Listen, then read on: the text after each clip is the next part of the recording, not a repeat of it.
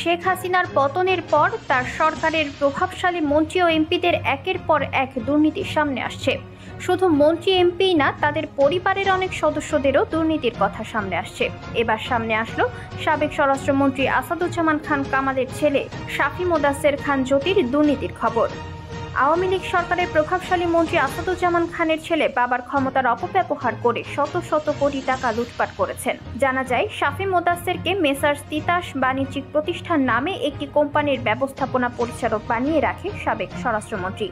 সেই প্রতিষ্ঠানের নামেই চলত বিভিন্ন অনিয়ম ও দুর্নীতি। টেকনাফের মিঠাপানির ছড়া ১ নং প্লটে ৫.৫৬৪ একর জমি কেনা হয়। তাছাড়া লেঙ্গুর বিল মৌজায় একই কোম্পানির নামে লম্বরী ২ নং প্লটে কোম্পানির নামে কেনা জমির মূল্য প্রায় ৫.৫ কোটি টাকা। দুর্নীতিগ্রস্ত আসাদুজ্জামান খান কামাল ও তার ছেলে শাফি মোদাচ্ছেরের লুটপাট হাসিনা সরকারের আমলে চরম পর্যায়ে পৌঁছায়, যার বড় উদাহরণ নির্বাচন কমিশনের অমোছনীয় কালি কেনার দুর্নীতির সঙ্গে শাফি মোদাচ্ছেরের নাম থাকায়। অনুসন্ধানে জানা যায়, দ্বাদশ জাতীয় সংসদ নির্বাচনের অমোছনীয় কালি কিনতে শুধু ১,২৪,০০,০০০ টাকা ব্যয় করে শাফি মোদাচ্ছেরের সিন্ডিকেট।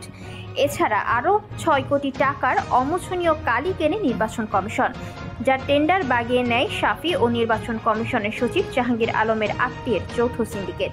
আরও জানা যায়, নির্বাচন কমিশনের অমোছনীয় কালি কেনার টেন্ডার বাগিয়ে নিতেও দুর্নীতির আশ্রয় নেয় শাফি মোদাচ্ছের ও তার সিন্ডিকেট। সে সময় দেশের শীর্ষ এক গণমাধ্যম এই নিয়ে প্রতিবেদন করে।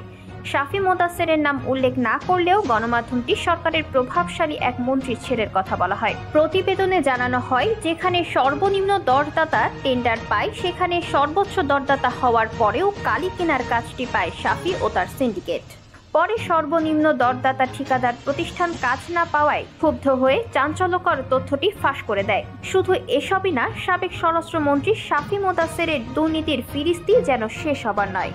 জানা যায়, রাজধানীর পুরো ধানমন্ডি এলাকায় ছিল তার একচ্ছত্র আধিপত্য। ধানমন্ডি এলাকা বিভিন্ন রেস্টুরেন্টের জন্য বিখ্যাত, আর এসব রেস্টুরেন্ট দেওয়ার জন্য শাফি মোদাচ্ছেরকে দিতে হতো ১ থেকে ২ কোটি টাকা। টাকা দিলে কোনো রকম যাচাই বাছাই ছাড়াই মিলত লাইসেন্স, আর লাইসেন্স করতে বাবার প্রভাব খাটাতেন শাফি। শুধু তাই না, এসব রেস্টুরেন্ট থেকে যেসব চাঁদা নেওয়া হতো তাও এক হাতে সামলাতেন শাফি মোদাচ্ছের। সাবেক স্বরাষ্ট্রমন্ত্রীর নামে শুধু রাজধানীর কারওয়ান বাজার থেকে প্রতিদিন ১.৫ কোটি টাকার চাঁদা তোলা হতো। ফুটপাতে ব্যবসা, বাজার, মাদক ব্যবসায়ী ও আবাসিক হোটেল থেকে উঠানো হতো এসব চাঁদা। এ টাকা মন্ত্রীর হাতে পৌঁছে দেওয়ার জন্য দায়িত্ব দেওয়া হয়েছিল মন্ত্রীর এপিএস মনির হোসেন সহ আরও ২ জনকে। এই টাকার মোটা অংশ পেতেন আসাদুজ্জামান খান কামাল, পাশাপাশি এই টাকার একটা ভাগ পেতেন তার ছেলে শাফি মোদাচ্ছেরও। এছাড়াও আইনশৃঙ্খলা বাহিনীতে যেসব নিয়োগ বাণিজ্য, টেন্ডার বাণিজ্য হতো, তার মোটা অঙ্কের ভাগ পেতেন সাবেক স্বরাষ্ট্রমন্ত্রী আসাদুজ্জামান খান কামাল। আর এসব এক হাতে নিয়ন্ত্রণ করতেন স্বরাষ্ট্রমন্ত্রী এপিএস মনির।